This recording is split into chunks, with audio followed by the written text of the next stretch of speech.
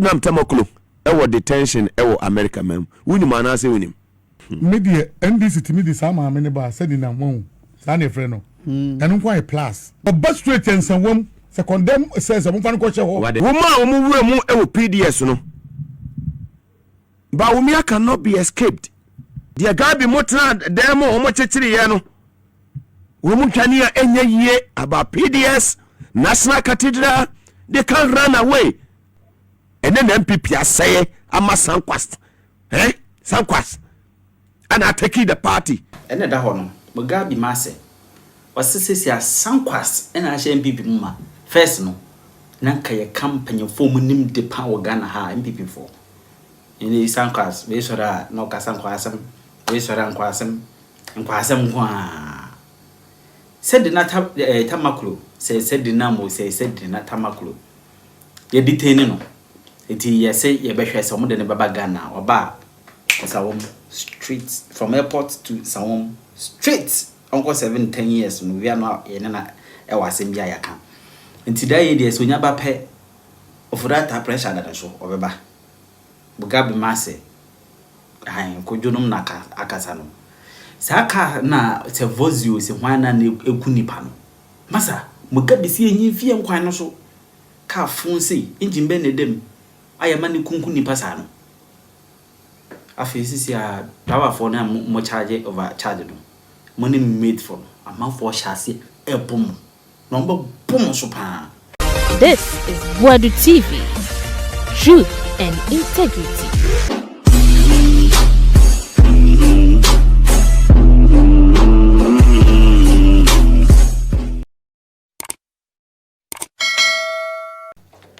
I say NPP abanwi a etwam kwa amanfofo aye den aba se se NDC nete so NPP aban ne den ekofie ene ye de NDC Ghana for na akotena say over 35 million population Ghana for the good citizens of this country o makotena say no masone so mu se o maso nsu aso ansa ene o mo ehun de mu yedu enei kwakwahwe akwafoi small boys see and the MPP asa anyasafo ne wo mu ni nyina okokasa pe yese be suspend o ibe yiwa fira manyaku no and ama sankwas and the LED MPP sankwas and the LED MPP Frimpon boate kokasa na echina small boys no babies no omu bepie abranya mu bepie na sa Frimpon boate mu yini free party ni mu na ye ya na abranya ti mu ye de nokura sa e wa Ghana ha obia ti me ka nokure akufado accept MPP amanyoku no wakwa sidi wakwa ni Boadu France wodin ebegu enwu onfa ho waye ye tam mo wia o man we tam o mo the National Cathedral wia o man we tam o mo the PDS wia o man we tam. I know sir the Attorney General, I mean Dr. Ayene, the Attorney General is doing all that he can to make sure say nipa bofo o mo di o man we sika wo kwambone so no will be prosecuted. And woman omu ewo PDS no Bawumia cannot be escaped. Yes. On to me nyino hu mfrim oyahua enye ye. The guy be motra demo omo chechiri ye no. Womu twani a enye ye about PDS National Cathedral. They can't run away. Kwasi Broni Besi or say you can run but you can't hide. They don't have anywhere to go and hide. The truth must be told. I was say kind of Kurani chat to me before the in the country. As we speak. Where abaya abba, irrespective of your political colors. It's Excellency John Dramani Mahama say, a dear friend secretary as say any prayer. Corruption idea na kuma empe nani pese be hu.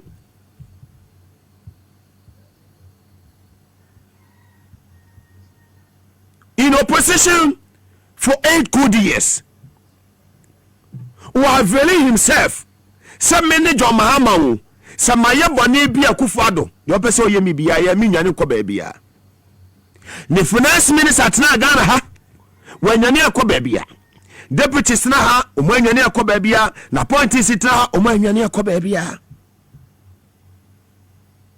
Akufado ba ye no. Wo ye na dwen say. Wo betata John Mahama. Na point is the lives of Atoforsen, Honorable Collins Dauda, Honorable Ofoswampofu, name them. The former national chairman of the NDC, currently he is the board chairman of Cocoa Board. The lives of Dr. Stephen Opuni, Honorable Sedu Agongo, womu destroy amount for businesses. The former governor of the Bank of Ghana, Dr. Kwabena Dufour, and Penifo, name them. Sell more businesses. Yes, a box site where they are way in Hini, ya the Jomam and Indian Ibrahim, ya the Comachanese for Nanado, a year near my winner. Naso Kwankusiaga. Show. And yet Jomama peso. And ya de a year Sedina, Equojina, a year quartu. A Kufado didn't be in a court. Mamma no organ. Jomama, he was not in the helm of affairs. Ya bet me hold Jomama, a year responsible say, Ebia who hold Jomama say, or no, and the mamma mini free or my gun and Muhako, a year America. You demand us same way, she was nowhere to be found. Her location everywhere. You may be a Kufado no go for say we ni ha. Akufado to me ahwehwe ma me na amayo. Said wo mama eye kana eye fura tadwane ye no. Akufado to me ahwehwe said na mama ye. Sa oman. Ba me catch when they say under the good leadership of His Excellency John Dramani Mahama. See, you can say we are resetting. You can say ye pabaya we are willing to fight corruption. His Excellency John Dramani Mahama, the name Ebeba #1 on African soil. Not only in West Africa, on African soil, African as a continent. Because what demonstrated so many things are. We wait to say papa where you will be where you willing say or be fighting corruption. When you clearing agent, where you me party member into honor the yan no nam the baby, what bought my work chrono crown a court, a convict na, Minyano no turn a brutally, Mimi Domama Minya home. As we speak. Said Nam Tamoklo, ewo detention, ewo America mem. Wini manase winim. Well, me person meji semni bebre akanenti no. Na me wi ma beja jana ego the useless ones. Ye o makwa kwotena fia. Eye pious ene ne nkrofo wo mo small boys wo makwotena fia opposition fo a tafo MP ekwo small boy. I call you are my younger brother. I mean, reason up like any maybe sir a tafo pankrono akwa enya kwada kwanyam. And then NPP say I'm a sankwas. Sankwas. And I take the party. And that John Ajekum Kufo mo personal. Wo nka bibien wa obetime nya wo NPP. And a press conference e mo kasa. General Secretary Kasa won't take National Chairman Yira Organizer Yira Uhu Se Hunkwa no Makachre Ghana for America fire omo Omabo modern zo mo chicken for ata na omachi Sedina. Fantastic move. Omo de ombeba Akanya ye be no Ghana ha. Mugabe ebe shock o se o me be druga na ha no na asaba na adane Ghana had de anka ebe ya ye ma America for to me akwenya no mo fanjeli o mo no mo fandi o ma se mo if one enjoy some money here from America enye we American city ti Mugabe enye ni Nsawam no an American prison but the point is that Muga a hard you we quite fast ye near me judge to me my ruling no upon court not 2 hours time wa free Mutueska who was a judge for with that so court not winning mo bar Mugabe me dear no because you are quite high yes US former Attorney General and we are quite high as a lawyer judge when want to me join the Ghana no which judge and I want to mean to you and yeah judge that did join yeah papa judge Ghana judge doing ponchi Bafu Bonny Chief Justice or Tisu CC the me GDS or Beju na akwana upon we are friend match diaba Emmanuel Kofi diaba obetu hwana mu da be no obetu hwana Emmanuel Kofi diaba oda so court oda so no we keep cause ya pro we na bank na aka na headquarters ha na yedi promotion and Bafu Bonny asi bakusi wo Eastern region me say sa dey we omo de be cast mati aban we ochina me de omo ba me ni problem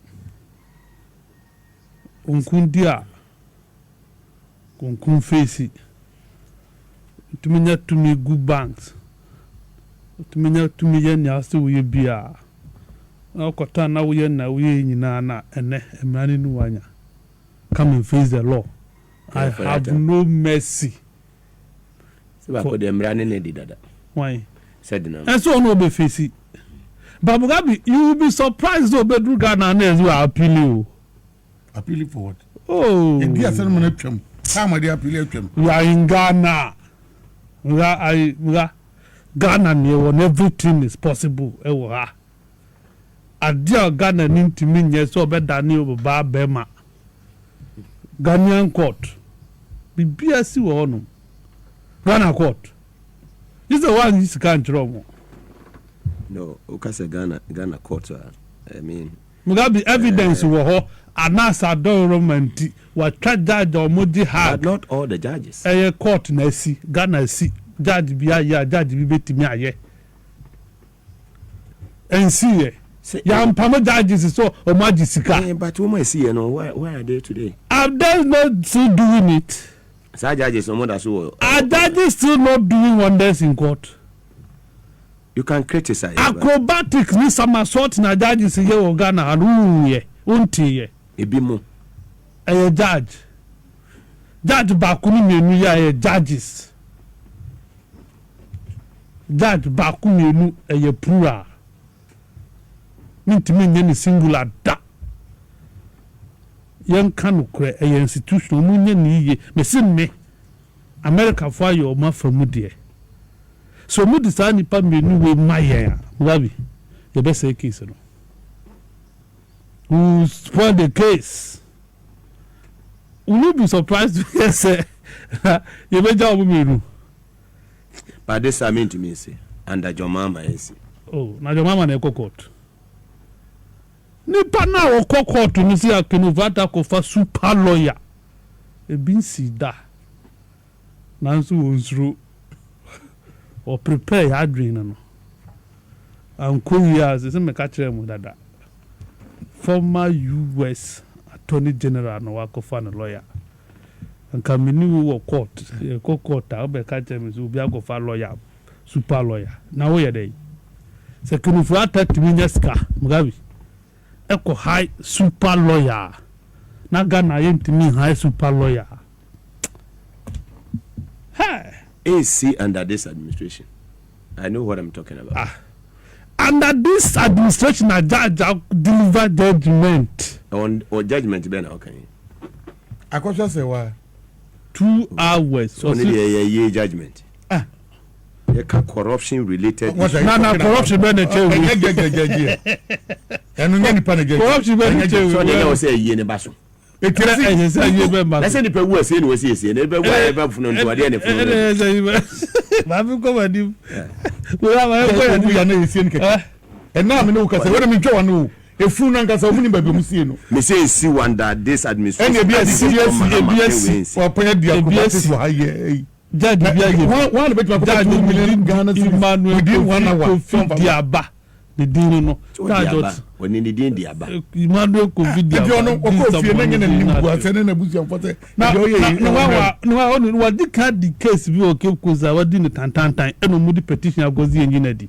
E na aban no evidence. Yeah, there's a petition.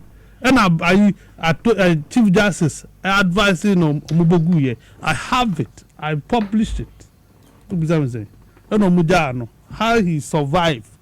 Under which administration? Administration we are doing it 2025 June. And I let Anaba no Mujano. Uncle or you're gonna. Sergio Juana Attorney General. Havana Chief Justice. One Chief Justice. No, at that June I Okano. That last year June one and Chief Justice. Catch me. That I'm not talking to any to bring. I don't go no why issue. So it happened under Tokunu and no administration we are. It is this administration here, Kazam. I don't know how Castle no Mugabe. I said the number, but I'll see Ghana. I would better say Sedina Mafali appeal. If next week go. Obenya lawyers and media appeal about. Why is a war preempting? I am preempting because of how people are speaking. Which people? Yeah, Attorney General better TV so. They're not kind.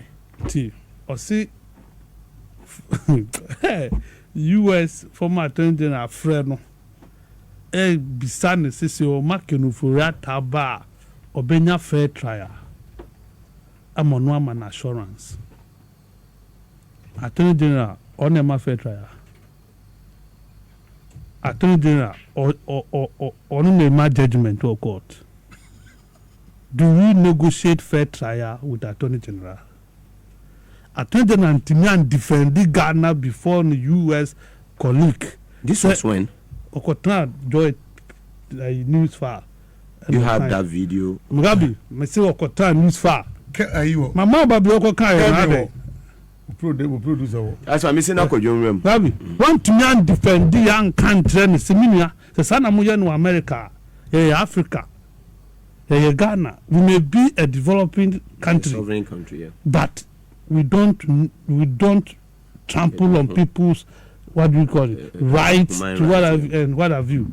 Until Hana me as age, you know, me demand a court. That's a fair trial, and I said the previous administration, Nipa Baby won't to meet in a court, or says he big in a court. One buy no at it in over. Anything I mean, or no, a dear bang, what didn't obey will be fair trial. Anything I miss anything I make cast a bad number by the mini problem. But case no would be do Ghana happy from airport. Let's all open our eyes. You must say case. Case in the man for say case. We can preempt. Let's if you worry by ya say case. I do one in the case. Yes, ya me that's be said they were winning no. Ya bata. Yeah. Winning me Alaji Tanko Muga me the NDC to me the sama many ba Sedina won sana friend no enu kwa a plus at the current make us a plus NPP for e ba ya ma mi onya na judgment wie ye e de ba nhihye no mtimi gu akwa mu a 8 good years ni nyina ba betwa me dem fa say be 6 years o mo ntwa fa ma me na madam o mo anya nhihye bia say but the chance yakoyo the chance can say Honorable Dominic, Dr. Dominic Ayene, in response to the former Attorney General in the United States, you know, I think it wasn't bad. It's bad. In my mind, one can say, Wabi, I'm not I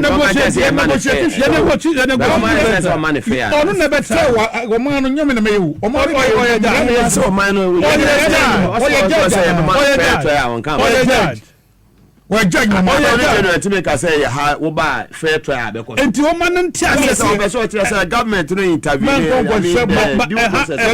Is this saying about that? I don't think so. What just to see Mugabe by that attorney general. Mugabe, but what be that question? I buy lawyer. What be that question? Now I buy lawyer. What be that question now? Yeah, seconds na kwajo. Mugabe, yes, it will be fair trial. Is it an assumption we say Ghana there is no fair trial? Say fair trial ni Ghana ha Mugabe. Sanete. Say sanete dia. Say sanete dia ya tiase. Muga. Media NDC to me the sama many ba Sedina won. Sane friend no. And quite a plus. At the current America say plus NPP for eba ya maami onya na judgment wiye. E dia ban hihye no mtimi dugu akwa mu a 8 good years ni nyina ba betwa me dem fa say 6 years. O mo ntwa fa maami na madam. O mo anya hihye bia say but the chance yakoyo the chance kan say Honorable Dominic, Dr. Dominic Ayene, in response to the former Attorney General in the United States, you know, I think it wasn't bad. It's bad in my mind.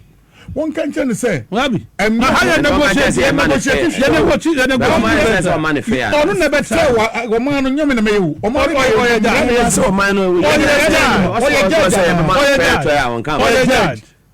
Well, judge my mother to make us say, how buy fair trial because. And your man and government to intervene. Is this saying about that? I don't think so. What just to see Mugabe by that attorney general. Mugabe, but what be that question? I buy lawyer. What be that question? Now I buy lawyer. What be that question now? Yeah, seconds na kwajo. Mugabe, yes, it will be fair trial. Is it an assumption we say Ghana there is no fair trial? Say fair trial ni Ghana ha Mugabe. Sanete. Say sanete dia. Say sanete dia ya tiase. Say fair trial ni Ghana. Honorable Clement about your seconds to be remuna. Yes. Honorable Yamakwa ba de ba yin sample hello. Mugabe Major for yeah, member of parliament for Busa. Quick one. The Ekosue minority for Sema ene womo eka eni nyina efa National Council for Curriculum and Assessment NACA. Ehun nsem no etese fa LGBTQ no. Wada uruma. Yo me da se. Ika no. Je ne credit biara da. John Mama ni NDC. Ya ba abremu no. Ya sisa ehuma. Ya de noma ebata LGBTQ. Ashe mumamu. Enti ano no ye mongo. And minority for a year ago. Aya press conference wakasa abani di bibisa asema emwa emofra no. I employ Anthony and Fred. You can say, the bar, you develop curriculum, and son, you develop books and manual. But Mama, every day or minor, you by 7th January 2025. Please, I don't need to was 30 February 2025. Me, Nicola, very much ended 2025. Hereby, we have not developed a curriculum, neither have we developed a manual to accompany that curriculum. The current curriculum, Bawumia,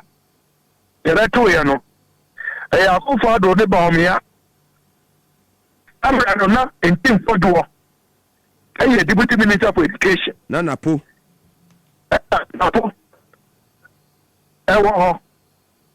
Na Majority Education na wadaji ministerial position. Okay. Actually, we could not have been responsible for developing a curriculum that would warrant us developing a teacher's manual. But the attorney said, who said, the only Shishemwa and Sanfata, I did it a Ghana for your money amamre yesom ye didie ebo burano ye di huduma eti ansana omode sa asemu ebetuga no na kana mu ehu se bibi wo mu a esafata a omode huduma eti remedial enya no kura da biara da se aban we no omudi bibi aba be se eye curriculum no ne mo aba da now we didn't even develop the curriculum, so how do we put in content? Ola be fancy to inherit the curriculum. And man na me pese me hu ada my fancy ene Monday ko no aduma after me be never studio enche ada fancy no ani akata me o kan say na over na issue no e wo kwa we dey nam na voice yesi ya say na among people almost me high green don't think almost so close me voice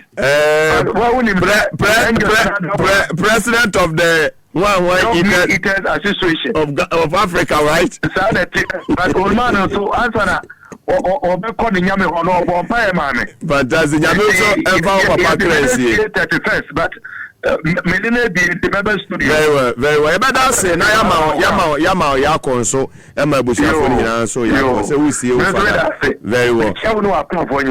Yes, we are the winner say bayana. President of the Dog Eaters Association of Ghana, Global Dog Eaters Association, Honorable Clement Apak o pekraman na papa wono agitum.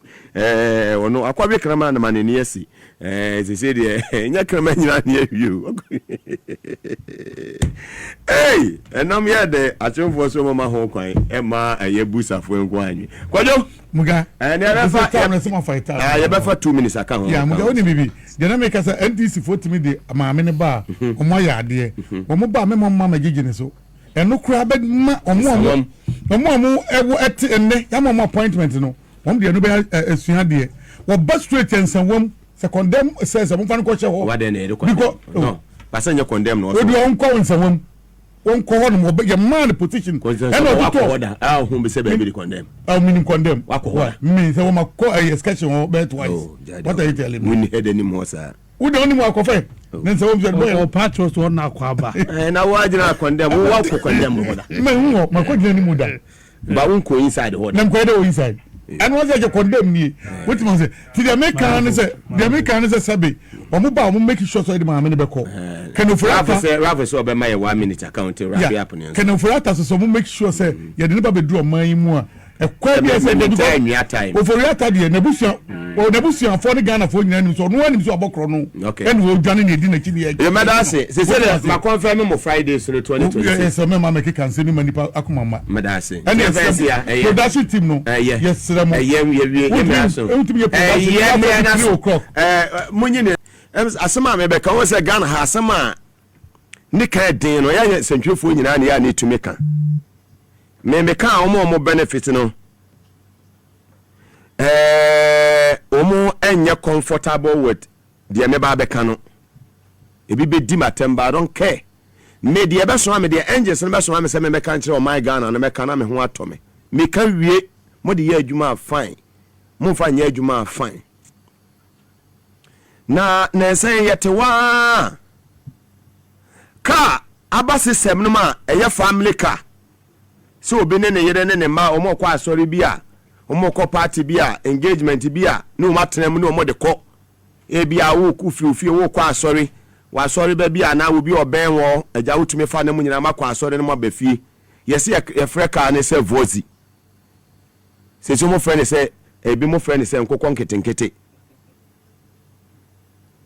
na se de kas sa kas e ku amanfo e wo Ghana han saka na nya commercial car o me say a family car a private use na car ne beba kura no tie ya design car ne say ya de ba be commercial transport kwasi broni a oya car no stia no esinifa ana Ghana for ya padu fudie ya se we de ne duty na afi elfo we dia o wo betimi ato between 140,000 to 170,000 nti ano no ekokumase a efa nipa 80 pe me ametiwe me ma mebusuani bia amfuru bi da kwa common sense eno kwa no wakra fie no wato wadaka asi ho tie ne yie sawo ye obatan we parent advance wo basa saka no onfa bi free ankokumase onfa bi free kumase ko tamale onfa bi free kumase ko sunwane ka ne ya ade aya abusuafo ka wase aya family use anya for commercial purposes mutie ne ye mese na sana na ba kokonya accident wo suwum kwan aso ka ne sawiem ka na anya accident na sawiem gisi atwa dia ne yadan eto ho ansa na ka na ba betofom Giribe omo ni na giribe ya sa driver ka ho afanso nti o we de senya afi na me kofa VIP me kofa OE me kofa Stanbic ho we de nipa serve pe na ye ma ene ayi Nsawam nkoko konongo kumase go so go masa wo fie nyansa memfro hwe nkwa ya nkwa supermarket you sabane yese private sector ni yababo na yama transport no aya kono na transport no yahu ebi mu te se agya wiase ene miame wofa oi ene yahu emplaza mo abakọ yahu omo bo ho modern in the transport sector na aban ne beso mo asene ne omo aya niam a esafata safozi no media me friend say krafie eye kotobeku ba mi kase ka ne nyo ka no anya for commercial purposes tie mi biem mi magu obi adwuma ba ka ne nya for commercial purposes ka ne ya for a private use adie bia ni wa ba ka wetimi convince me Mugabe say ka kwesi bro ni wonim de atia wa ya ka ne wodi sia no kosi nifa ye ni bisa Ghana higher cars ye yisu nyina no e left hand drive and ye yisu okwa Britain na e right hand okwa Japan na nse am ne president ko Japan wo mo cars nyina me kwa no free say Japan there some most of their cars no Toyota ne e Nissan ne ade ne yisu wo Ghana ha Japan car bia be hu bia stia ne sini fa hwe ho ma me sa ne frɛ no mo kwato hwe ho ma me ba no ma be say stia ne so with the dashboard na e yesesan home yesesan Dubai e original tia ne kwa wa betimi atuo firi nsem enye sa na kosi bro ni ye no wo kokumase a menye campaign mo bia na menya advert mo bia ye STC ho ane ya aban de ye wo metro master set ho e de obakọ bakọ aba beduru bako na me kofo ka ye se fa ni panson ka ye to stia ni free eye ni fa ba si bonkum ni atenji dashboard na wutima anwe da be sitre mo ni mu no mokwa ati se omote eye British Airways mu etiaswa na wukwa wusu V8 wusu Land Cruiser no ka ni sa ho abisa asa na ka we enji ben dem ye kokumase ano ma register ni nyina private registration numbers ni white aye number plate no mu yusu ba ka ni ye adwuma e de jiska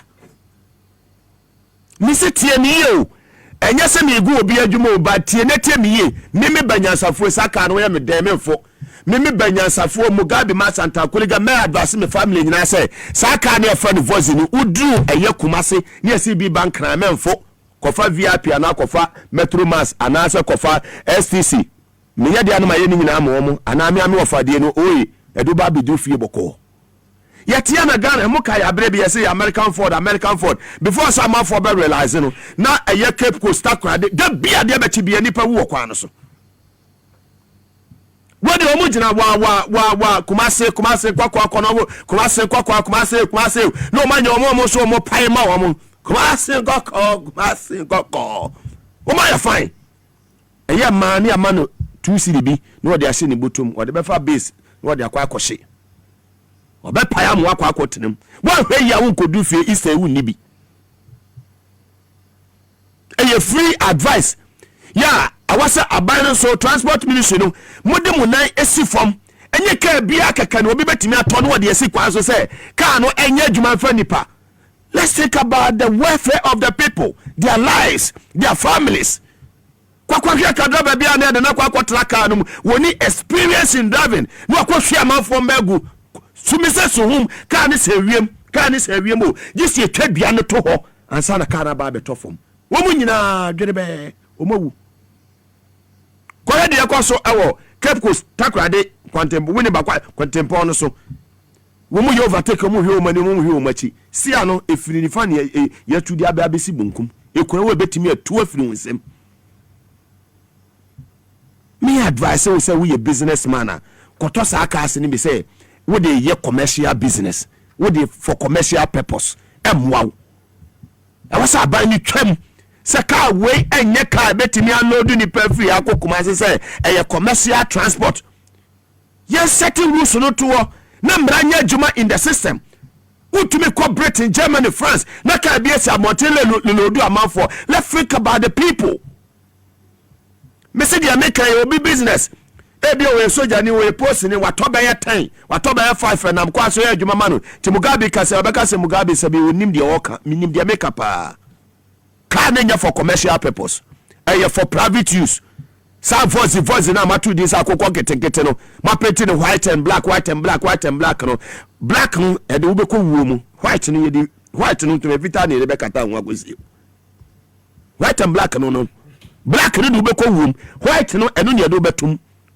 ya ne me kwa mutwimi nya mutwimi nya mutwimi nya mu faminko mu bekọ saka ne eye kokrafie wo fra wo ni wo ntam ban voice no you're very careful Ghana ha bibia ba ya ni ehuri de akire oh we de se fa ni pan watwe driver ka ho mate kwa ka ho driver na ne bibia mu wasie ukowu wo ye nkwase wo all that be there na Boadu ka enye wo bia na ewo bi ho awaro apɛ na koto wo wo se wo ni SCC ho VIP si ho na we si we si be nko fruit de etu stia no efri ya broni na anya for commercial purpose we here for private Ghana ha kwa so ne ma bi so dodo ade ti na car ni stia no ye wokọ ayi what they say Britain who I mean left hand bi ho wo mu drive bi kwa o ma ye nyina mo ye kwa ni just to see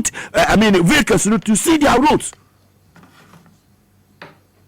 ya ba si do tenefo ti no ne ye pe yes nukura ne ka den nukura ne so ne ka di ade same na meka na kwa bra ne gina wa yese taxi to aha to taxi say a fast studio waseme na mato meka who born dog intermediate me magic 10 city untumi asi form and the patutu unya ka into besi form no so kwa bra ne the way what's the address you free this besi form maybe an sekwa wantwetwe o kasa kire wa na num yi nka no ka kire o say me mate mu si form ya famo me na meto me car na brete wo bebe yewi se me na meto me car me fa bus 1 a year 5-6 ya me the free a year voice tube station me the ko me na me kro no Kusi Shepherd Bush 148 from Camberwell Green na me the Kusi Shepherd Bush makobra BBC me na me kro 38 the free Victoria tube station na the kokko Hackney a year central wona okro no pese be kan okra ma Ghana tompon kwase sasa right hand cars drive right hand drive near the babegu Ghana ha ne ku amanfo ma yes we dey ententem kwa obeba ntem wokoba wo me say 500 Ghana ubewu what to wise is enough me say ne card to me kan samu charges no mo charge extra aye amount e ka total for no munya very careful me nya ne tiasa task force bi o mo beti o magum said the do anopani anwumre a you for drivers ni omumate ni passengers for baby a was waje fast was a major 10 baby waje 10 was a major 20 olodu a also olodu free aya Nsawam besi aya kwa mekoma sekla odu amasama was imagine minko baby e nipa no ofifie no wonim se transport no aya 10 Ghana cedis e free aya Nsawam eba kwa mekoma sekla ntino wo boa no ho okura ni 20 Ghana cedis ya woni say okwa obetu aten oba obetu aten adentina ensesanya se ebe mabra ya total transport fares mu sa sanfuni feyefa eto now no task force for nya adwuma Greater Accra Regional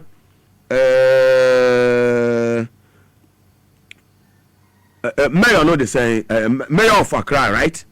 fantastic adwuma ɛna me nua ba be bright tema ho no so yɛ adwuma ma me me nua ɛyɛ sowa MCE ɛyɛ what they say amasama Gan West ɛwɔ so task force momuti so kwa no so hwɛ mo fa mfe anka ho hwɛ yes if persuasive force must be applied side drivers ni bi wɔ hɔ a omu hia cane wɔsi etwa omu ma atwa omu to ma na omu sie nyansa wɔ system num sɛ baabi a ɛyɛ 10 Ghana cedis men kɔ kasa wɔ kɔgye 20 Ghana cedis task force for muti simna mumma discipline wow mumma discipline enya adwuma in the system ɛsɛ fo no do so dodo yɛ time obi a yɛ de ɔpɛ obi so akɔtɔ vozi ni yɛ private car wɔsi me de ayɛ commercial wa register car no ɛyɛ private number no ɔde load amafo de kokumase kaja no akɔhwi amafo magu obi so kwabra na akɔtɔ ɛyɛ Toyota Hesi so ɔde ɛyɛ adwuma akɔ ɛyɛ Kwame Nkrumah circle to ɛyɛ Nsawam woduru ayɛ amasɛm anu wayi ni pɛ woduru media anu wayi ni pɛsi sɛ nipa na ɔforo car na ne sika yɛ 10 Ghana cedis sɛ wɔ circle woduru sɛ ɔkɔ Nsawam no wakɔ yi no asi amasɛm no car sika bɛn no wɔmfa so nto ankoso nkodu so I mean this is common sense meka no so enye obi de wobi a wono no free side ya meka no wone menya adwene no ne ti apai obetimi akwa mu na wahyepo I don't care baby a mesi baby a no kure da bia ne this year 2026 hey amanfo ho be hyehye wo papa mede ke yetofo me kasa gu mfama mu wi a mawie madwuma no na aba pa ho semanum moto asemo benya ono abo Clement Park amame mo anya ne sesi anso obetimi atwen medame ho koba ma hu se eye abrate na ba betena se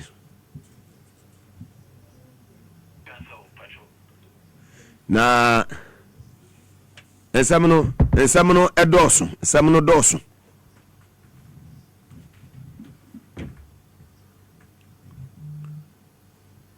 yempeno kure ada yempeno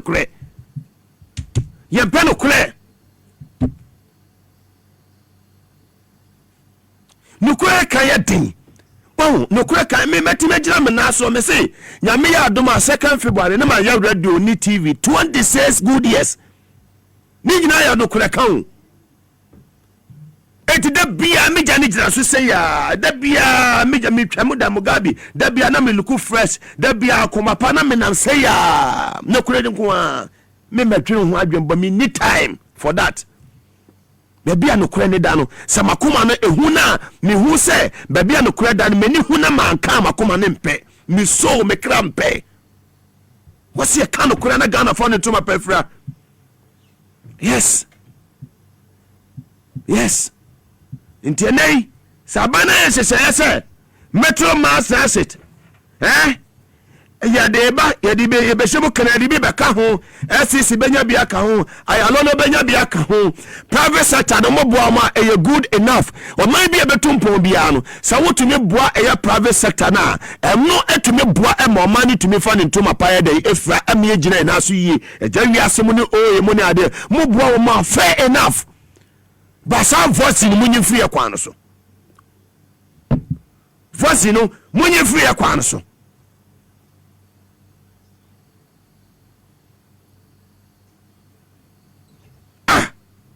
ebi maso den wa ma Ghana ma esa na ma ka ya run so maso den sa dai so mo ya 500 Ghana a day into a check here and do obenya nipa ma be kwakọ wo no wanwene ho okwa ba ni awotie me wo de wo so kwadwane na kofro okwa no wa krafie se bia wo koi wunim se obeba na wo ma ko wun kwase ewuo jimi wuo so bia beka order bi da tu bia wawu yeah ewu bi wo ha wo bewu ama wo busuafo babreu ebia na wo na wo the breadwinner in the family ebia na a lot of people depend on you to survive on daily basis wo free busuane ma wa ha manfo if you don't know I'm telling you saka na manfro private are fine say be commercial organ ha na say wo mo de sa mo allow sa commercial and sa small cars no private cars na say nya commercial be ka kan mo lodo ko wa e be ka ko mbeko Burkina Faso e be ka ko mbeko Tamale mo ko fa sa ba asese be ka dem obi amfro mo stop you mo now aba aboa wowo wonya na obeka wa ye den utwa ne tine twafre so vozi akoko ho no mo stop no as soon as possible from the system. Obetiri awrane Nsawam to Accra problem ni ho eye amasama to Accra problem ni ho obetimi anodu efri eye dowenya aba bedu tama problem ni ho asama Accra problem ni ho base ebe ala ka ye to see afri ni fa besi bonkum se no do free akwa so eno do free akwa Cape Coast eno do amanfo mo kota kurade eno do free akwa Kumasi dio no mo stop you amo na me ma start sa crusade we mimi janum da mo bom sa kopem say I mean obo won say action has been taken. More fire. Dr. Agbozu atenase bro nyina me ho hwe bia Agbozu ya mafo ho adwuma ene yese kotie beka ho se de sa no mo kanu kotie beka nya sa yese ni expiring date be me bia ni expiring date obetena ne sema wo kanu ade wise bibia mu eniema o se food inflation bibia da form aduane to no last 2-3 months at the tie na na tie enkonanim eso ebimpo ba form bebre ayo replacement ba na eba form ba se woni bia obere na wakoto bi muga and I can you because I'm still now my car that's so so kada what am I say dokono so 5 cedi na no no mo no so baba mo dokono mo nyedu 1000 something I'm about 350 300 when you be ba mo dokono mo nyedu emu mpo nyedu what am I say it is it me hihye ne yi empanimfo no so na America no mo hwe efo mo mafamfo ne ho nto mo kakra e na mo abre no mo so ni nye no mo ntimi ka sempamfa ne ema no ya afafatofo ni ade fo ya ndc de ya abre mo we me hu obi o ka we ndc ni wa abre che me 12 years ya na mu mu ga ni pa abre ti ba bia da so na mu ina wo se to da na makate ni abre tu so ti singre mo timi kosa ni atwe na bakwa ya no wo ka ni bre at then up to now Sarah for me won't friend makate chance brabe fananti kakra na wa bre rafobi na uni moto de ahwe fom ya de keto nyankopon na de na mo pompe voice man ya odi yede afi ne gotu stia na omo na omo de echa omo promotion no dem de am mo sa na tie obi aka zo gotu stia mo mpa de papa mfama mo nkrofo na mo nkrofo ni ntiminye and this full soldiers otumase and this impanifo hu se opon sa mamu ni koyie bibie koyie Ghana koyie nyina no mo nka full soldiers no na omo so ni nye anema wo nyina edu ba bia na nkoy muganim obi pe 500 obi pe 1000 obi pe 2000 obi pe 5000 ni ade no they share no they settle na niema sa niema wo nyina na ye so simple ene memo obi a nwene se o mampani ene be be sa ade no eye appointees ni mo na ese mo ye eti esra appointees ni se sabiom se mo hwe grassroots no no mo nto mo because me constituency eye was where so gone se me hu ndc for na me rekra ho me hwe djuma mo ye mo timi gye akonya no fie NPP nsam de kwa ndc a enye mo abrabo no mo timi ko benya se ya me le claim o ya ade o wa award ne hard working polling agents ni ade nyina what eti mo so mo ono toto ni ade all the constituency say baby eti na omo ye security na mani abre no say security mu amusi protocol mu amusi say iba ko kura mpa ni wani pa hu ano ena nkrofo na sabia minim nkrofo be 10 ye mo nyina NPP fo ya from medicals o mo wi o mo niema o mo ya ndc fo no po from medicals mo amusi mu protocols ma gigi bi won chenche protocol mo dia mo ntra wo sa be sa ko polling station sa ko to aba wo be duru na ndc ni kretu na NPP ni kretu ye nyina na agent ni ye hwe o ka sa NPP ni obema ho che wana NPP for better so 8 good years what is here for security ye biem OPC kamo biem pa kamo fa wi o mo free na ge use protocol in form na kamo che na jo musika free edi NPP for this car and this for the protocol nice one ya form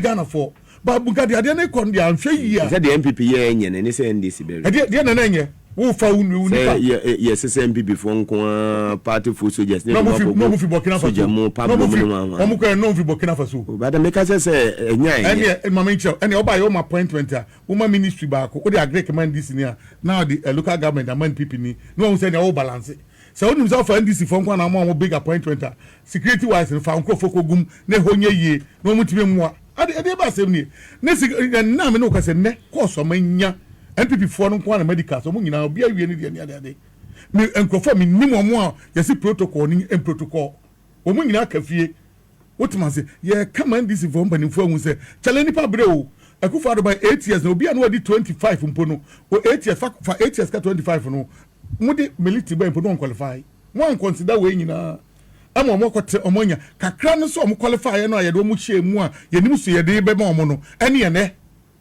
omo nyina da so tifie twen uda bia no e bra kwa jonti say ade na ko say ade na ye me timi franka me gina se me hudi e ko na me hudi e ba muga send this in for so to tie ne bi onoma e bon ko enye mun close niema ne bi na mun fe enkrofo ne nko anwum mun find this for nko military ni police ni fire me so mun fi Afghanistan na and this for nko immigration e Ghana for yakoto aba nya 57% who satisfy 57% na 38 for we don't care e Ghanaians na aka enya bokina for na aka make sure so nkrofo ne beton bibi abeto yi na Ghana e koso kama my excellency no nya wono enya sa na system of a year so hona mix system sa wo de sa na nkrofo ya beje me say ma nkrofo ni yi o wo bebu amamuo ni yi tse de na omo fom na ni anya Mugabe collection ni yeso enne me catch us say to aba biem na NPP bapa wa biem Mugabe mi no mienu de ye wu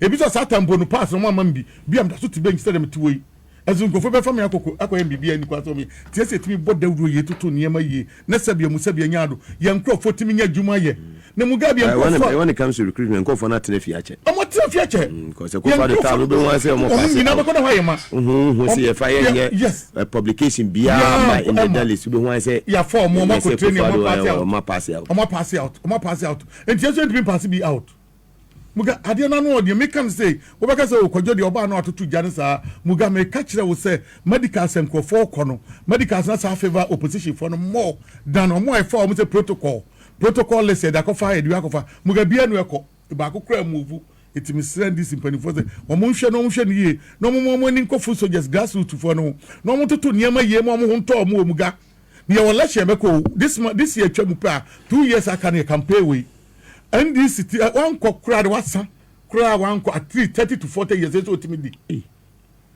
na we say we John Mama dia ko president ma say nka ho tie nya another 8 years another better 3 be ka ho na ka we nwa ye ko ani bebre na for your collection police for ni gum Ghana for ni gum wo ka police am Ghana for ni gum then this for Ghana for enne nyankopon da Roma emre bia na ndisi for say emaba wa na mo fa benya atente gram mema obenya ahofa yo pe bia lawyers doctors engineers say go ko e dey na wo hwe tie say obie mo akobo da wuro ko fa bonten for ba no mbe ha gine wo fie yes ndisi mpani for yes mo media sa de wo dia ne kwan so a ne baby pepe ne na omo nam so no but recruitment omo ye ndie sre etu obi wona so ye si akwa na bi ho no ha gine za na mo close no mo yi no reshuffle de say yedi 1 year atwam obi atimi reshuffle obi obesi akoba bia ne ma no ma reshuffle no e ho nyi obi afie na obi a wo position bia wan dis bia no sanka deceiving e bia nka dey this appointment na kedi pa obi ba qualify e ye full soldiers na akoto aba no nipa na ba ho ene ye ese ho toye ene Muga ho toye wotima se ade na ese basa ade na atu na wa ye timi obi pe bibia obe breast ha won sanka na mpani fozu Mugabe yes omo change your number omo san go back to omo number omo was your from went man from later no I reply wo full soldier na woni ne wo constituency fo no mpo keke MC fo no ye west DC fo no ye west Muga bebi mo ya momonya position na mo abaye omo no mabusu afo pe na no one of the one of the C will be a of a mistake but no friend me na me friend back me put my own friend back and I'm so we ni pakran ne kasa also sorry me ni mabusu for na get together into them and I'm so pay so we hu nyasa no be kasa mpo me pay ni mabusu for get together I'm say why are they munyimani Christmas why mistake no be friend papa mu mporu de tempo de monkomo just a minute or two e dey na me no say wo to ye wicked dada me je fimfi wo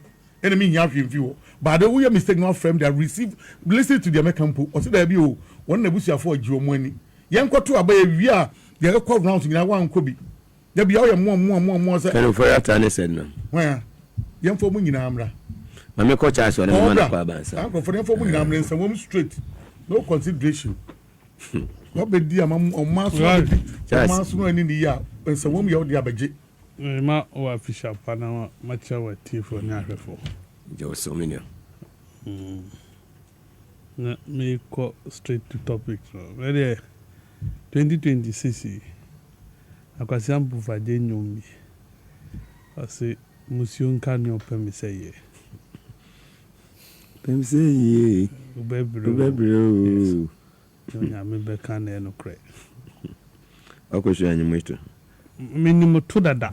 If you do good, say being ton sunshine intimidate me there afi udwe me ho bone a back to the sender. Asa Fantastic. you've been you be able not think about me. Ula So be anywhere o shira ne musufo. Eva na mate say wani abre ewo transport system a you operate your Ghana ha video anamobo nyina yem kommen nyina DPRT ona na utaka say bibi o na enye useful na useless. Of course. DPRT are demonstrating say omo useless. Bibi a yedi amomo bi a omo ntimi anhwe so. Ogabi Tema station DPRT are running aguno. Ashama station abanye si edi amomo omaguno. Oko Achimota terminal na kufo be ye ya odi mo no omaguno na ye car park. Terminal police station hospital bibia wo no ene adani terminal Car park. Asante Mampong 207 ena obenya no wo fini ho DPRTU car bia load fee station a utwa ticket mo gin loading fee. The DPRTU any car. DPRTU any car. Muga chairman car bedroom station a oloduja car bia Secretary. DPRTU entimi nkaso sa car we ye mane nyi duma wo ha ye mane mfa sa kwan we so DPRTU ni sa tumi no transport ministry any sa tumi no sa road safety for Mugabe any sa mrano ena ye parliament ankaza nso wan share mran regulate cars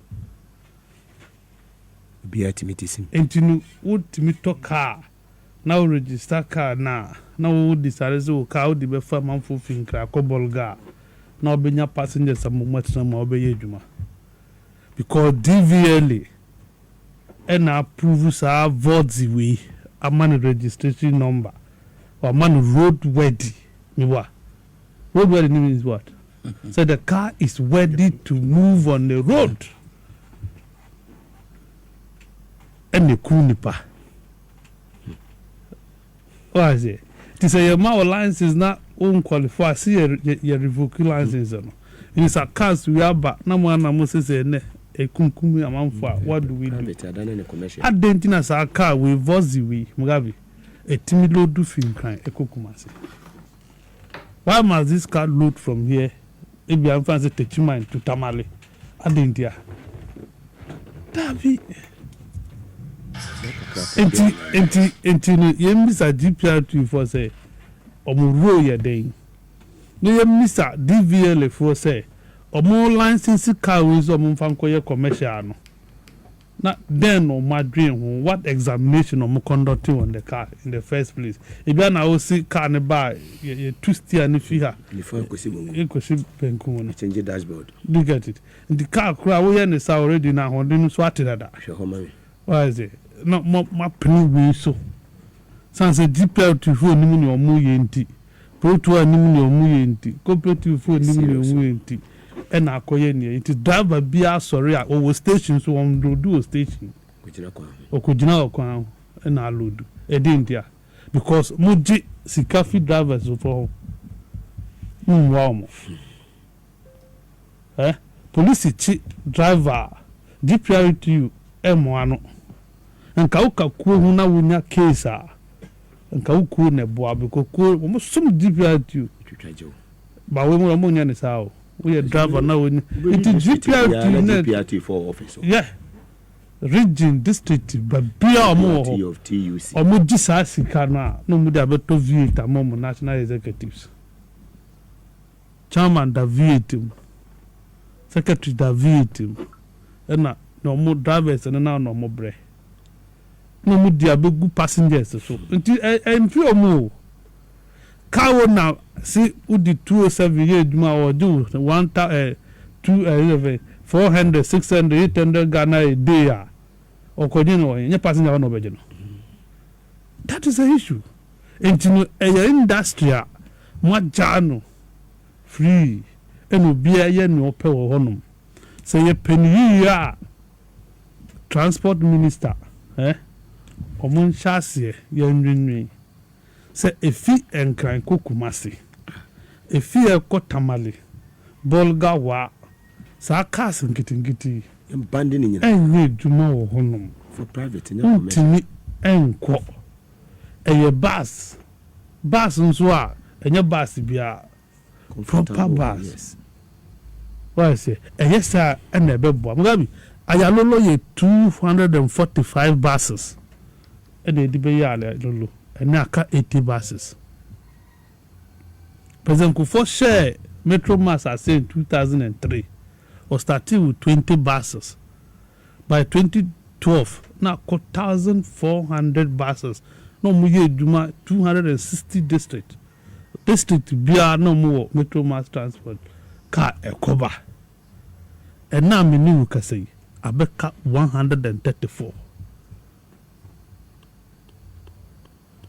Abain de ni yaguni nyina.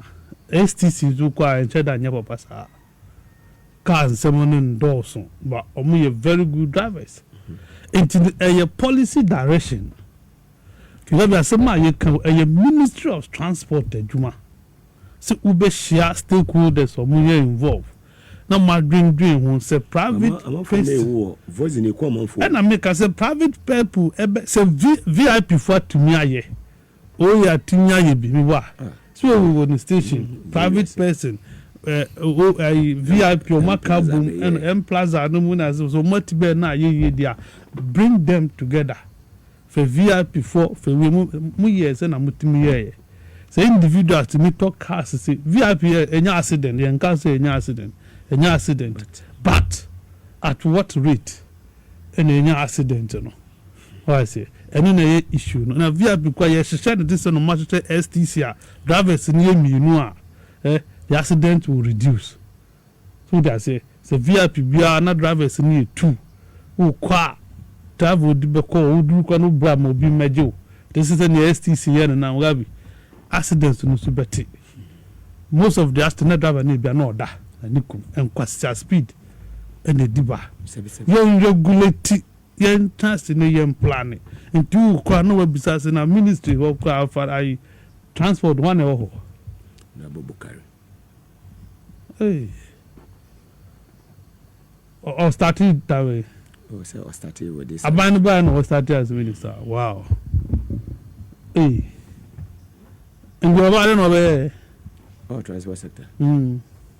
What's why are they? The question, similar me, and that's who can come in minister.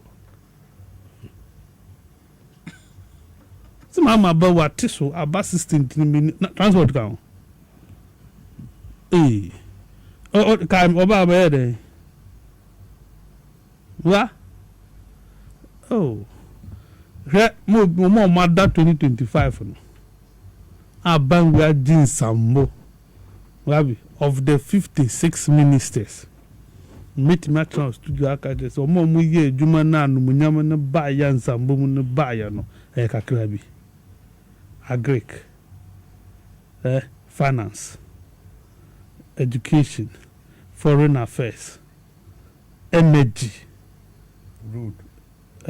We ni kakra o na boy juma ma manfo bia visa and this aye jo bebre e bi de kun e ye na see e be yi ministers na as ministers na so one by one can we say bia bon ebi a nyɛ hwee na mo finance energy fo ayɛ ama ne light require enu ntamanfo wi afisi yɛ Africa fo ni Nigeria fo di Ghana twɛ mu kurumpoa Dr. John Jinapo wayɛ bi sanete uya yɛbɛka wanya yɛbɛka enti transport de mo hwehwɛ no se mabo oh Mugabe Maase bele bele se woni meni a Honorable John Jinapo o se ono wo ye June na me 10 June the same year o che me just 2 days for mo Ghana o che me 2 days June sunio o se me se ko July yes o ye ojo ade ni nti adwen pa woni tim ya ko do for there kojo baza mo me do be ezi kojo bia baza kanu kore fa kojo ya ajo afo entino afifufo ni ya simu na ye simu na transport we wo hwe lorry fare DPR mu ye ni yiye a anka mo drivers mo tu fe mu o mediso mo teswa o mediso mo bra panti mo nyem yiyi nti na driver bia charge se ni ope anka e finsa won eba circle car na lodu finsa on eba circle nso ba be si o se me ba media ofi media no aba achimota o se me ba be ka junction sad one road straight road no obe load be budget 10 cities no obe chichem no waje no nkiti obe we no waje be 30 cities kwa abra so di 10 cities da bi oye ne sa fuel no mbe ton 9 cities per liter but Ghana ni no timamu ni no onya ho mfaso on felisi fuel for bonu kofom nti ni minister sorry ne fa o 90 form sha GPR 24 sha pro 12 sha Yevon cooperative concern for community na boom na dio madwin kire kwan ben so na mo betimi afa yesa area no better enkane no na ADB bank we na obama cars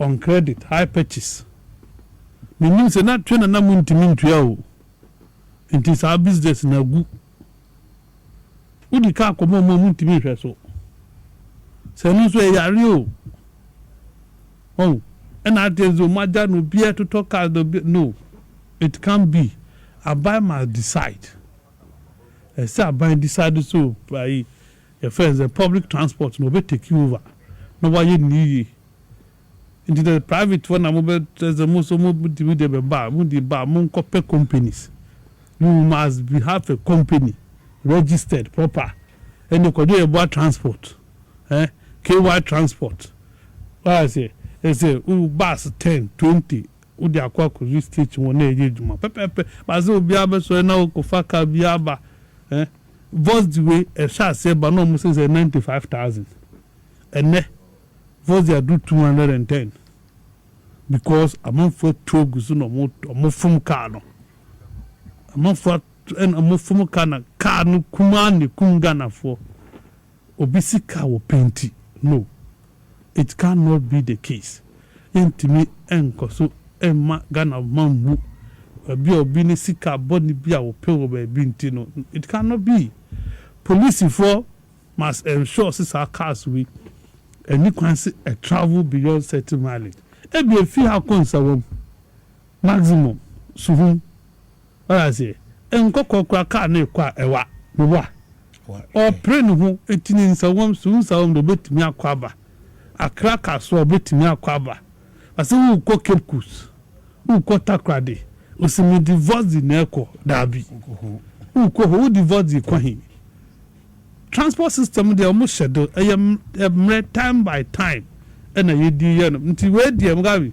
before so voice ni nani tire yomunyin film omunyin film na I DVL ya enua na wo ho no ye fende Logas to ensure sa car no who register na license sa car na no commercial it shouldn't travel beyond Nsawam Anasu. No. Very well.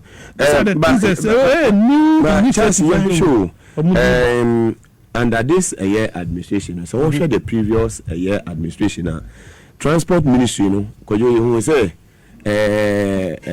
Metro Mass Transit, car no call say 2021 number, 2022. Now yeah the call scraps.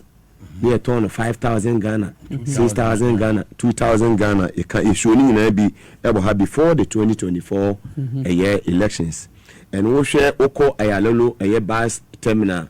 We say cars in Gubi Bre, maybe try as any Kukumasi. But we say, my rent be the man, sorry. Any schools, or the fast school for Unquada any day. Political parties no current to Munchaka. Oh, a bino, one the account was and a buy way by see a bit like as a kojo. You say, we must show seriousness. And you say, a buy no boy procure new or the same buses. You heard it under your mama 2014. In your bay 200 ayalolo in the system and a wire papaya what one an animal in Sedri or STC ho the late Niamadonko. Yes, so could you own why the not or any if we shall know so you bit me be Peja STC back a big and so I can say administration NDC administration when it comes to transport or more than bono it was so for the first time I always say ministry to me initiative ama GPRT for what transport fare so down 15% here. You can say we must start well. Why? Who's me shots and me catch us a bus no? Kufosha say with 20 buses by 2012. A mupaja could do 1,400 buses. When you can say Metro Mass buses are 134. Well, say omuntimu akunta. If you are now water, we say omuton bus no 5,000. Now, bus were 25,000.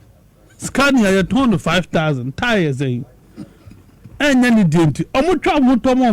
Yeah. What is it? And yes, our banks, Martins, our banks will cost 500 buses. Who do 500 buses by the Metro Mass? Ana Ayalulu. Now, would you have more mono? A big kind, would you have more mono? I could say, buses are, would you have my Ayalulu for no? Buses are there way a seaway, buses a seaway. And say we connect bibiki to a bill. No more just you. Enyen DNT, enyen papa enyen mama DNT. Ya bind ya. Inti bibiki to a bi say what no just you. Ochina bibi say na omo cannibalize we mum etutu. E dia ye spare pass. E mo di service other cars. Inti yes, abame boni humbodi mga akoto buses aba. But a man for Mudi Kosho Munsamuno, or Muntimi Presso. But you and for me, would I be back? We're to make a profit for the first time. Recently, we said 14 million Ghana cedis from a year Metro Mass. The few are more you. We're to make a profit. Said you're not told a combat by twice make a profit. The same thing. You're born my basso, but young Shessa, you bet me a managina. Good. Any kwansi abane say yisi kato bus. Was profit no mobenya no. Omutimi DBC. Now we go 1,400 buses.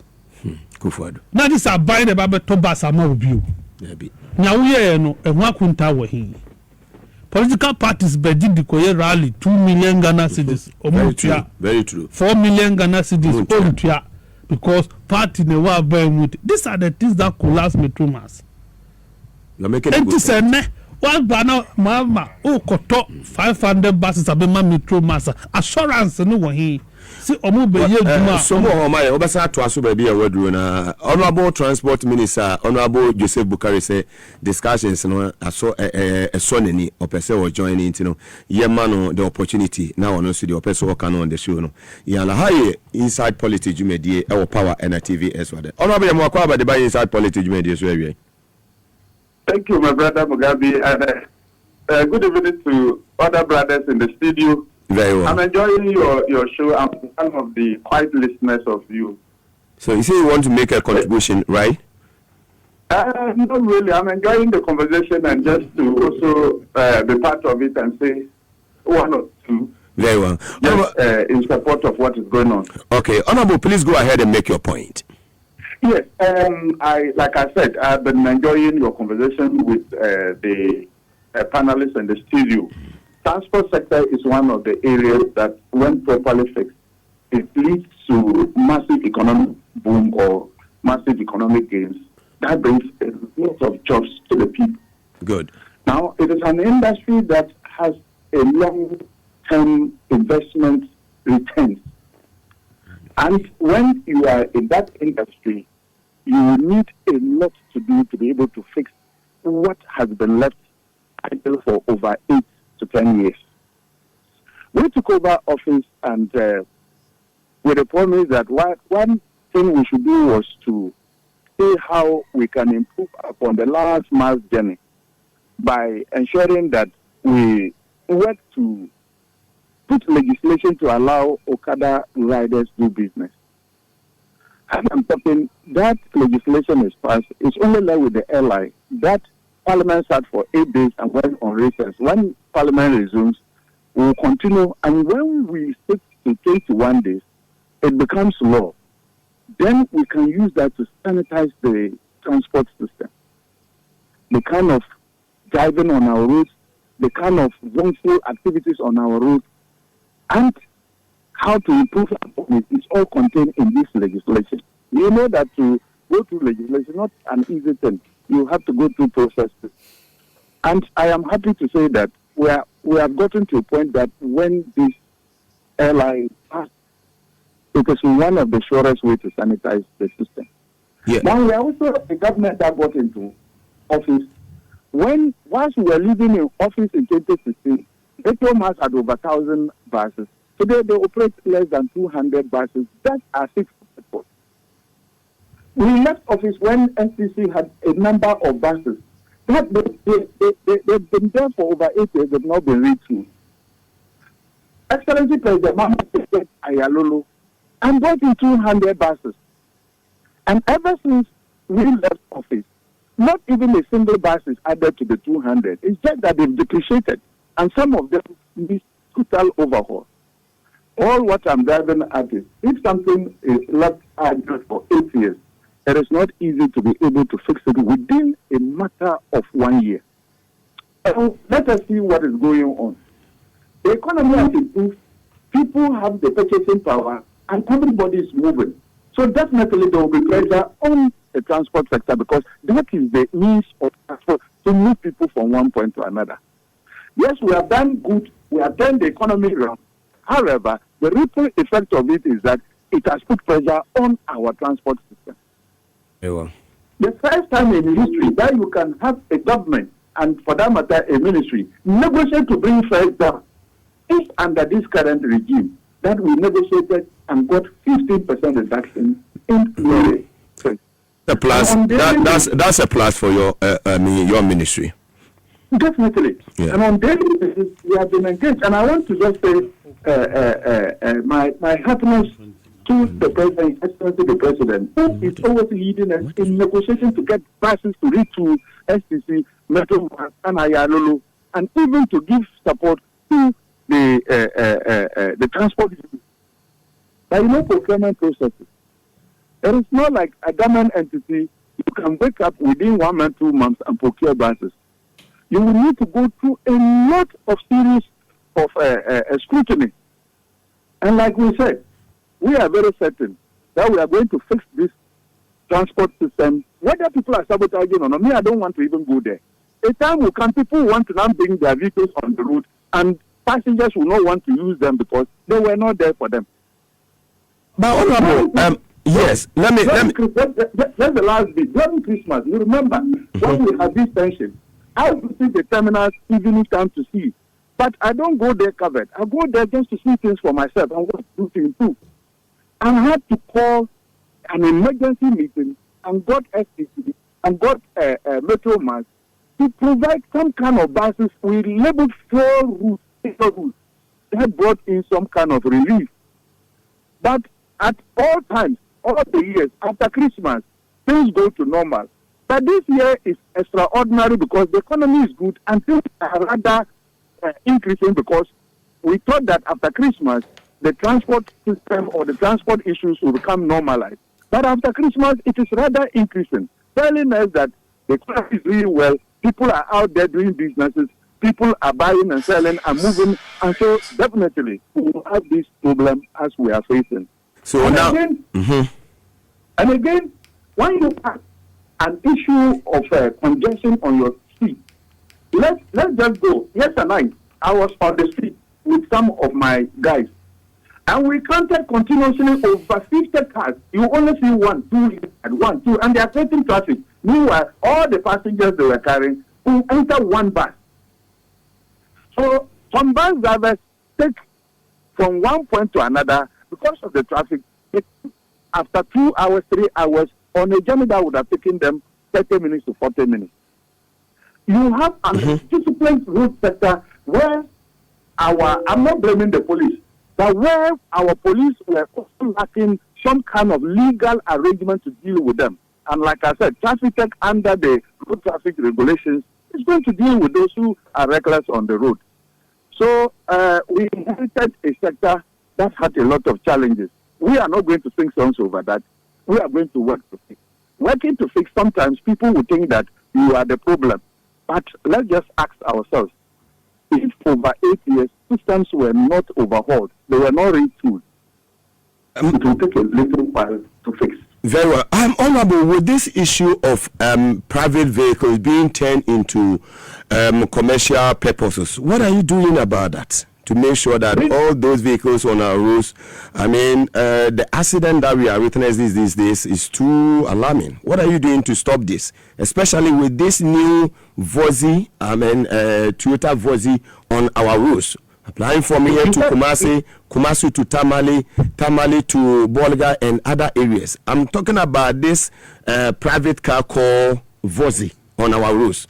Yes. It's a private family vehicle. It has now been turned into a commercial purpose. Yes. So if you heard me right from the beginning, I told you the legislation we are putting in place that will support the police and the national road safety to be able to give spot fines, to be able to remove your lorry from the road, to be able to keep your license from you with a DVLA in support. So maybe one day, when things are normalized, we will go to the traffic tech office and you will see what we are doing to use to bring sanity to the road. There's something that we have to look at.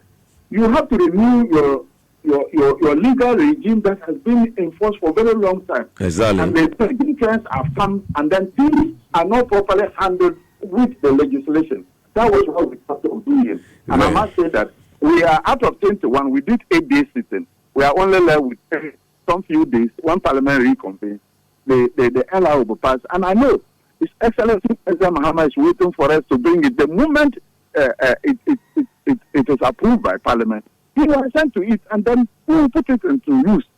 And so this is what we are doing from the background, position the ministry to be able to bring sanity in the transport sector. Well, I know, Honorable, you have a lot to say because your, sector is very broad, aviation and that of including railway. So we invite you to our studios here one of these days to, deliberate on so many issues, Honorable.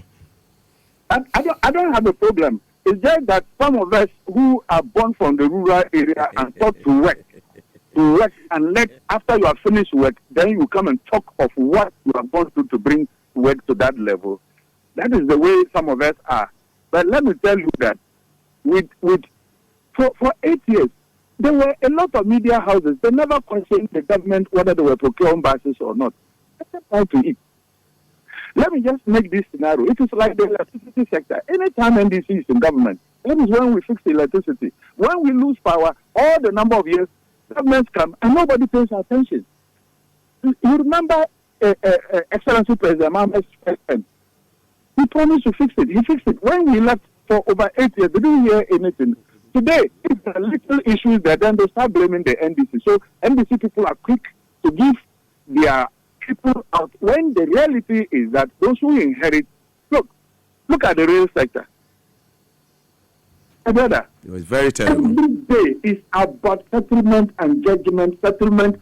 Understand my money, they have awarded contract to this, and we are following to do everything. And I'm putting a legislation cabinet to see how they can allow us to bring in private participation in the rail sector.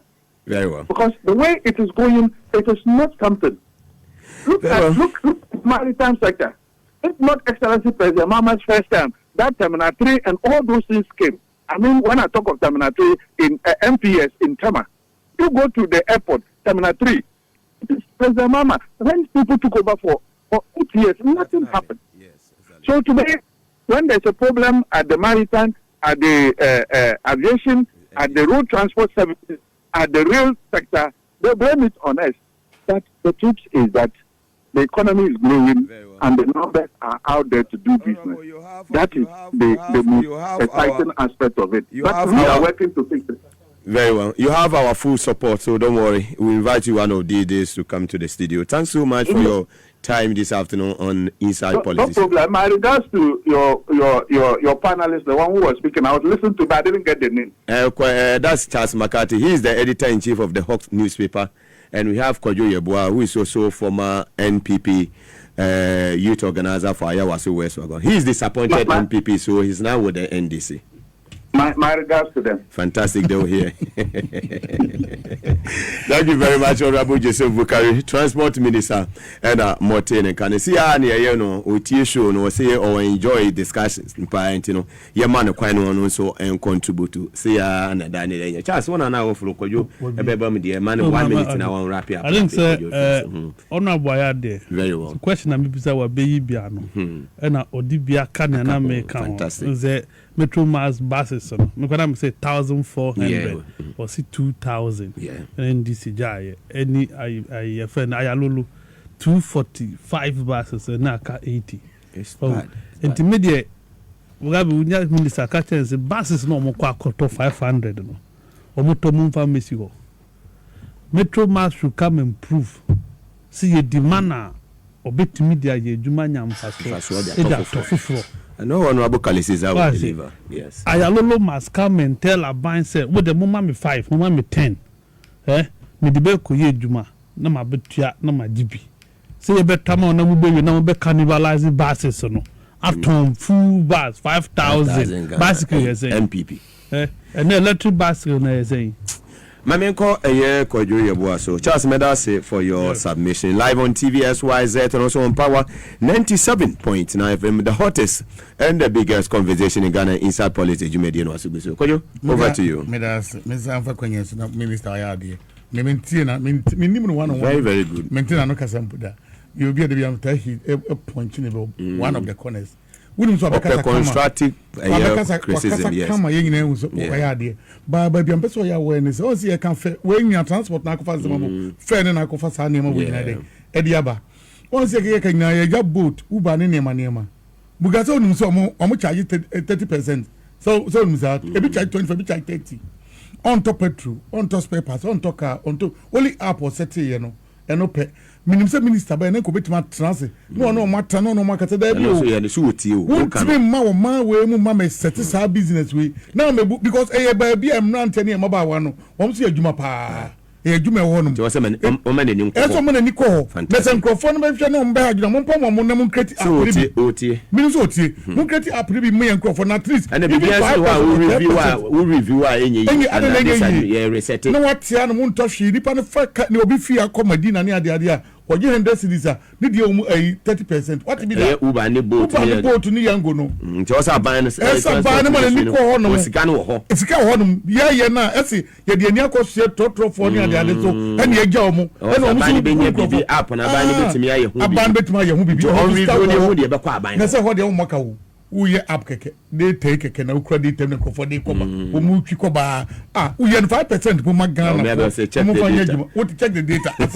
What was it? It Minister. Woman and Inco. Muga, we are no about. Who's Yaka came last week on the Makati no account VIP will be one we organize over your Maniama. When you Minister Man and Inco. About 4 bars near 2010 registration. Near Chong executive way, who got friend near different, who got terminal for your cook master, who will be Moncomo, get this, almost the bus is a system more, and yang, as a clear baby minister, and in Cosa, comfortable because what for be was way 70 cities, where you be a 120 near the other. We can walk track now, now I can't Yanko Pompe. air condition host ni na train no so mo famra what you say ka ye dada no mo wie mu ne ka ye meba ka ye dada na say yifi system ni mu a mo ye fi muga meba honom aviation ni din da bi mo aviation bia din bo mo ye local aviation no ma fa ba mienu miensa na nsan ye nyankopon a ka ntwensi fom biem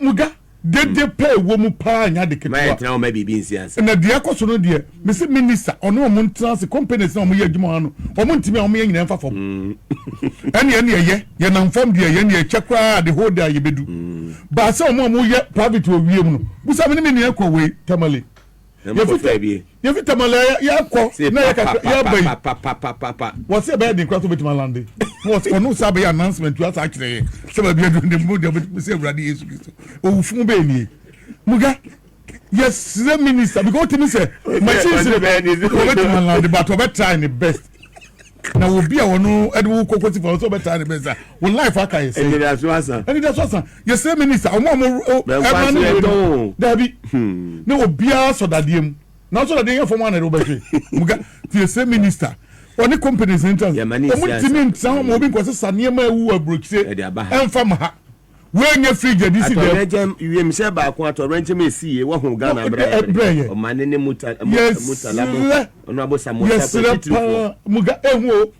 so fie ko kuma so fie ko wo ya wunya trap eno de ehu che fom no afom po de se do hwe bia na twa bi wo pra na ye do ko hospital ba mo nam so ni nyina machines no sabi enye papa sa so say even she na ya papa yes ye de adwuma be ye na the old ones they wo mu no omo fa nko no mo ko twitwa ne mfa nya scraps ne bibi na de omo de ye kon de ti because o hwe enen ko fo omo se o omo gise GPRT for muga ye mu nyina mistake o so omo to omo niema ye hye niema yi a who dare you say wo ye driver ena ba de agi 1 city wuji 2 cities wo fi sasa bi na oba Medina wo fi sasa bi dodo wakwa na oba Medina wo mo stop 3 times wo fa the short adai because of organization in papa wo nyina na so omo ye funu no mo de nam ntino da bia ma eniema ntimi koso GPRT from penny from di animu eno ansa bibia koso yenko negotiate yesi petroni adade ye beti so na betum wo mo kope aba ne pagya bi do de mo mpe asa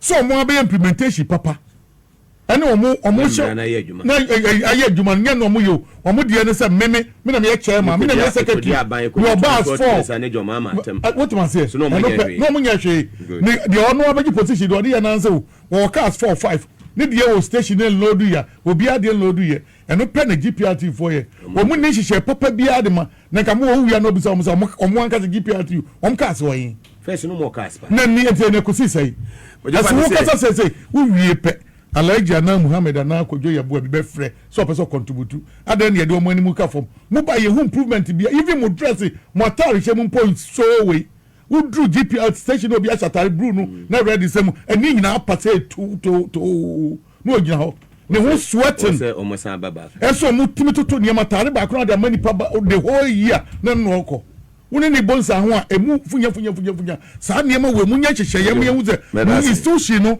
I respect who what must say na mo anya ni ya ade no bia na nkwa mu no de sabia mu sabia nya do on kotwa obi it is sre or a minister me anuma me press me kon office me de so be office no to de be ba ho na to niema ye yes ro me udu oboni papa ya na my things le go on ade udu Trinity Junction person on hwe won hwe dan ko fa no hwe u ba ka se gu kwa no more than 500 ba voice me ya go say o say mrai beba mene we bia na obetia si abontere se makoto ka ba ufi bole batamala anu kwa na ye adwuma